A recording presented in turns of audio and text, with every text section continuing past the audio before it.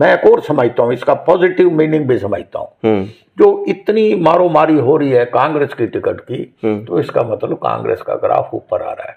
ठीक है, लोगों में अब हर किसी की ये है कि मुझे किसी तरीके से टिकट मिल जाए। कांग्रेस का जो ग्राफ है वो ऊपर आ रहा है आपके हिसाब से। अब मैं एक बात और आपसे पूछना चाहूँगा, और मैं मानता हूँ कि आप जो है वो बेबाक अपनी राय रखते हैं और कभी चीज़ें छुपाते कम है और बताते ज़्यादा हैं। जी। मेरे सुनने में ये आया है कि एक कॉन्फिडेंशियल जो है सोर्सेज से ये पता लगा कि जो भूपेंद्र सिंह हुड्डा और एसआर के ग्रुप जो कांग्रेस का है, शैलजा, रणदीप और किरण, उनके बीच में आपसी सहमति हुई है, कोई समझौता हुआ है टिकटों को लेकर, और यहाँ तक ये हुआ है कि मैं इन टिकटों पर आपकी मुखालफत नहीं करूँगा और आप जो मेरी ये टिकटें हैं इन पर आप मुखालफत ना करें। कितनी सच्चाई?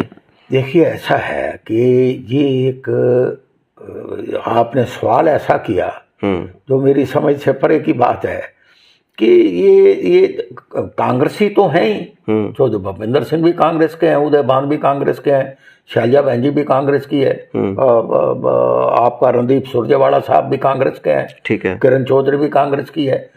ये अगर ये कल भी इकट्ठे बैठेंगे, आज भी इकट्ठे बैठ सकते हैं, उसमें कोई नई बात तो नहीं है। उसमें समझौता किस बात का, पार्टी तो एक ही है। तो इसलिए this is a positive sign. और इसके अंदर अगर किसी की भी भूमिका, मेरी भी भूमिका हो, तो एक सार्थक भूमिका होनी चाहिए कि कांग्रेस सत्ता में आवे और इस बीजेपी से जो जिन्होंने एक जुमलों की सरकार है, जो ग्राउंड लेवल पे कुछ भी नहीं, कोई नया निवेश इस हरियाणा के अंदर नहीं आया, बेरोजगारी चरम सीमा पे है, ठीक है, भ्रष्टाचार चरम सीमा पे है, ठीक है, मतलब के लॉ एंड ऑर्डर। चलो मैं भाजपा पे मैं आऊंगा। आपने बताया कि समझौता किस चीज का, दोनों एक ही पार्टी है, तो चलो हम एग्रीमेंट उसको यूज नहीं करते, सहमति हुई है।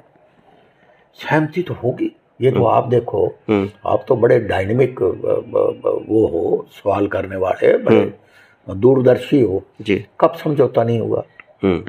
जब इलेक्शन नजदीक आता है तो प्लेटफॉर्म तो एक ही होता है। जब राहुल जी आएंगे, जब खड़गे साहब आएंगे, रैली होगी, बिल्कुल, तो उसमें शैलजा भी होगी, उसमें रणदीप सुरजेवाला भी होंगे, चौधरी भूपेंद्र सिंह हुड्डा भी होंगे, सभी होंगे, अगर सभी बोलेंगे। बिल्कुल, मैं सूनर दी बेटर।